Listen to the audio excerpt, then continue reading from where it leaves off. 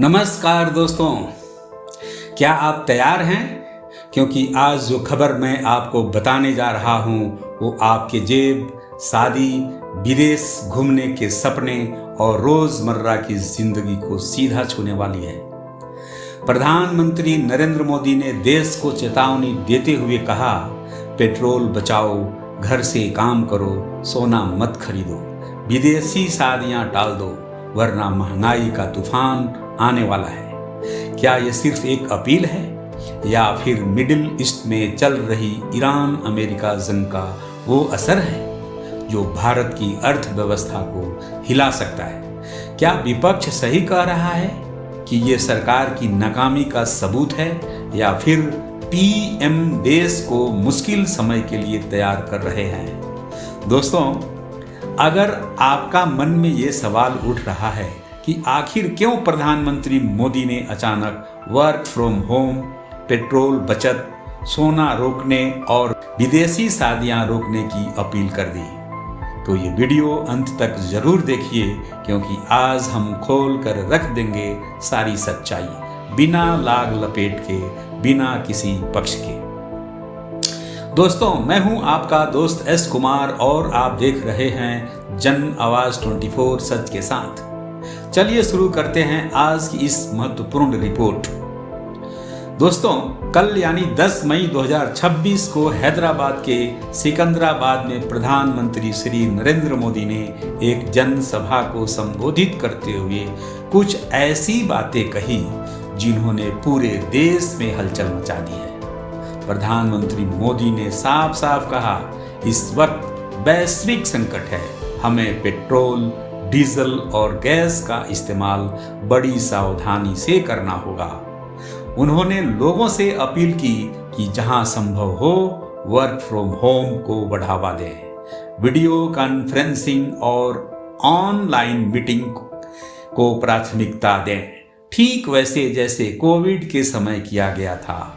उन्होंने आगे कहा कि अनावश्यक विदेश यात्राएं टाल दें, विदेश में शादियां और वेकेशन प्लान 1 साल के लिए रोक दें और सबसे चौंकाने वाली बात, शादियों में सोना खरीदने से 1 साल के लिए परहेज करें। प्रधानमंत्री मोदी ने कहा कि सोना खरीदने से हमारा विदेशी मुद्रा भंडार यानी फॉरेन एक्सचेंज रिजर्व्स पर दबाव पड़ता है और इस वक्त राष्ट्र हित में हमें थोड़ा संयम बरतना ही होगा। ये अपील इसलिए आई क्योंकि मिडिल ईस्ट में ईरान और अमेरिका के बीच तनाव बढ़ने से वैश्विक तेल बाजार में उथल पुथल मच गई है। भारत दुनिया का तीसरा सबसे बड़ा तेल आयातक देश है। हम अपनी जरूरत का करीब 85 से 90% कच्चा तेल बाहर से मांगते हैं और उसमें बड़ा हिस्सा मिडिल ईस्ट से आता है। अब सवाल ये उठता है, आखिर हुआ क्या? ईरान अमेरिका तनाव के चलते स्ट्रेट ऑफ हॉर्मुज, जो दुनिया का सबसे महत्वपूर्ण तेल ट्रांसपोर्ट रूट है, प्रभावित हुआ है। नतीजन ब्रेट क्रूड ऑयल की कीमतें 100 से $105 प्रति बैरल के पार चली गई है। भारत जैसे देशों पर इसका सीधा असर पड़ रहा है, क्योंकि हमारी अर्थव्यवस्था तेल पर काफी निर्भर है। पेट्रोल डीजल की कीमतें बढ़ने से ट्रांसपोर्ट, खेती, उद्योग सब महंगा हो जाएगा। महंगाई बढ़ेगी, आम आदमी के जेब पर बोझ बढ़ेगा।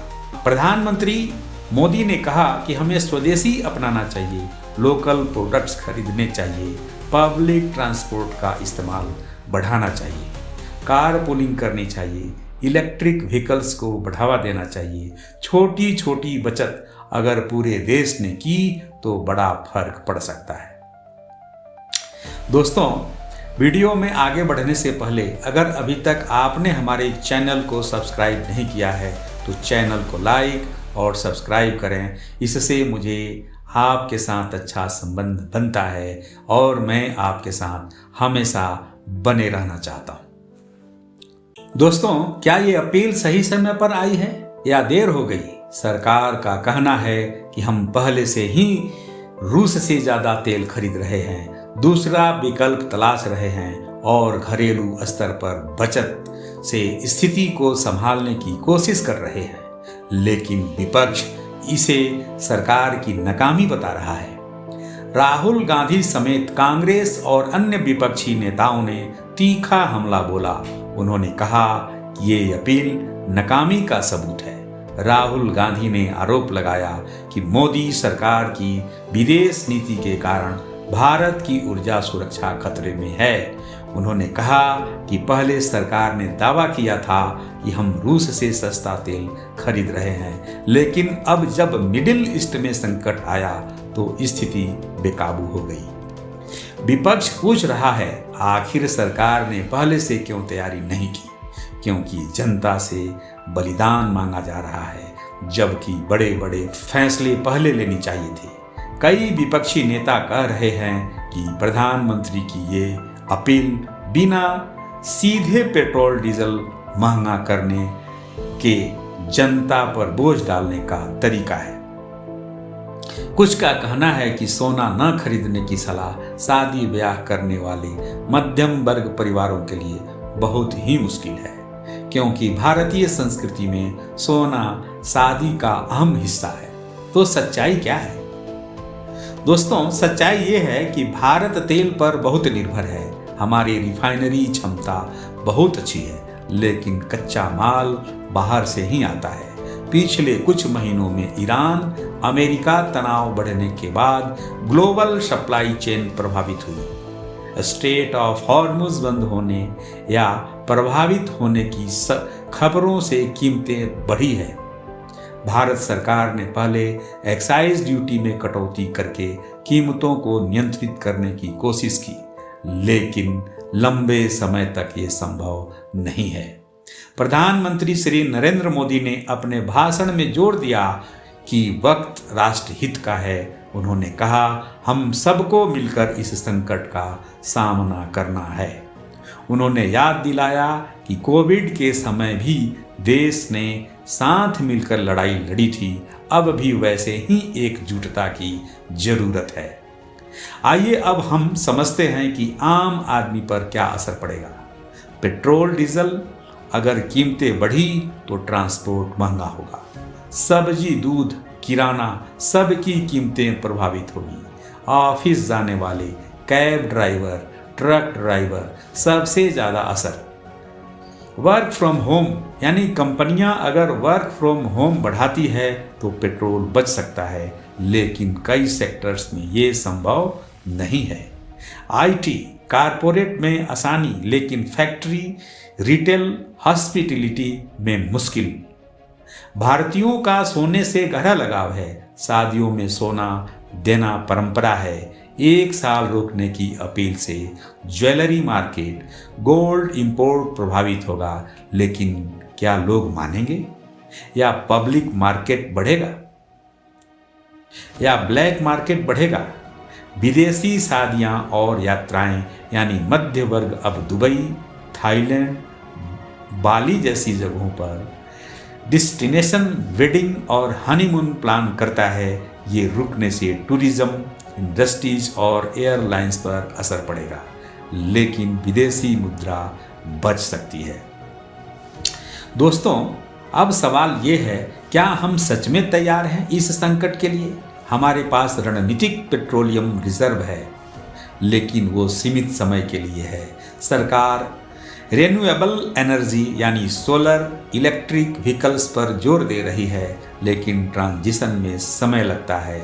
लंबे समय में हमें तेल आयात कम करना होगा, घरेलू उत्पादन बढ़ाना होगा और एनर्जी एफिशिएंसी पर काम करना होगा। मध्य में एक और बड़ा सवाल, क्या विपक्ष सिर्फ राजनीति कर रहा है या उनकी बातों में दम है? विपक्ष कहता है कि पिछले सालों में सरकार ने रूस यूक्रेन युद्ध से सीख नहीं ली, ऊर्जा सुरक्षा पर ज़्यादा ध्यान नहीं दिया गया। वही सरकार का पक्ष है कि हमने डाइवर्सिफिकेशन किया, रूस से तेल बढ़ाया, लेकिन अचानक मिडिल ईस्ट का संकट गहरा हो गया। दोस्तों, सच के साथ हम ये भी बता दें कि अभी पेट्रोल डीजल की कीमतें स्थिर रखने की कोशिश हो रही है, लेकिन एक्सपर्ट्स कह रहे हैं कि मई के मध्य तक कुछ बढ़ोतरी हो सकती है। आम आदमी को तैयार रहना चाहिए। अब बात करते हैं कुछ व्यवहारिक सलाह की। जहां संभव हो ऑफिस के बजाय घर से काम करें, कार पूलिंग या पब्लिक ट्रांसपोर्ट इस्तेमाल करें, अनावश्यक यात्राएं कम करें, लोकल प्रोडक्ट्स खरीदें, स्वदेशी को बढ़ावा दें, परिवार में चर्चा करें कि शादी ब्याह में थोड़ा संयम बरता जाए, लंबे समय के लिए इलेक्ट्रिकल व्हीकल या CNG व्हीकल्स पर विचार करें।